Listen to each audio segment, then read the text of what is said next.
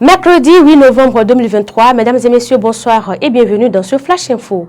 Reconnaître la valeur et les vertus du service rendu à la communauté, renforcer la confiance entre les gouvernants et les agents de l'État, collecter, documenter et partager les meilleures pratiques en vue d'une amélioration de rendement administratif à l'endroit de la communauté cible sont les raisons pour lesquelles le ministre du Travail et de la Fonction publique a initié des journées portes ouvertes de la fonction publique du 6 au 11 novembre 2023.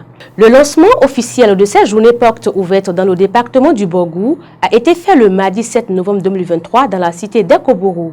Le préfet du Borgou, Djibril Mamassissé, par la voix de son représentant, a salué les avancées notables réalisées en matière de suivi de carrière et a invité les agents de l'État à profiter de ces journées. Quant aux participants, ils ont désormais compris qu'il est important de suivre sa carrière pour une retraite apaisée. Un atelier national de sensibilisation des organisations de la société civile OSC sur la gestion de la biodiversité pour l'élaboration des projets innovants des sociétés civiles et coalitions d'acteurs PISCA a été organisé le mardi 7 novembre 2023 à Dassazoumé.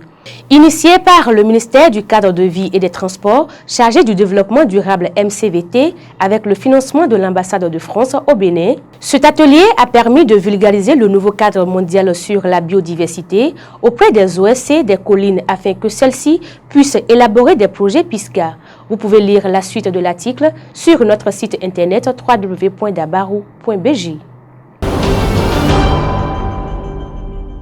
L'Agence béninoise du médicament et des autres produits de santé ABMED lance le recrutement de ressources humaines complémentaires.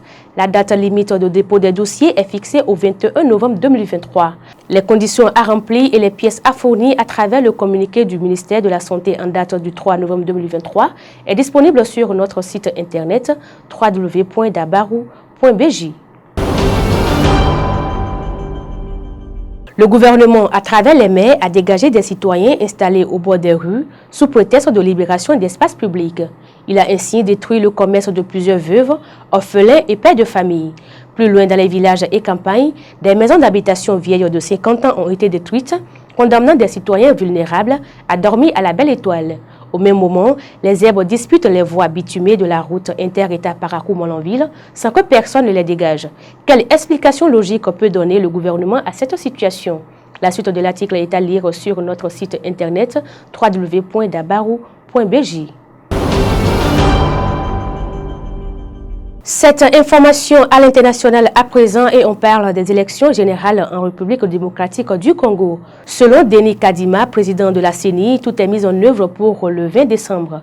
La Commission électorale nationale indépendante CENI poursuit son travail concernant l'organisation du scrutin du 20 décembre prochain. Son président Denis Kadima rassure quant à la capacité de la CENI à organiser ses élections présidentielles, législatives et provinciales dans les temps. C'est la fin de ce Flash Info, mesdames et messieurs. Merci de nous avoir suivis. À très bientôt.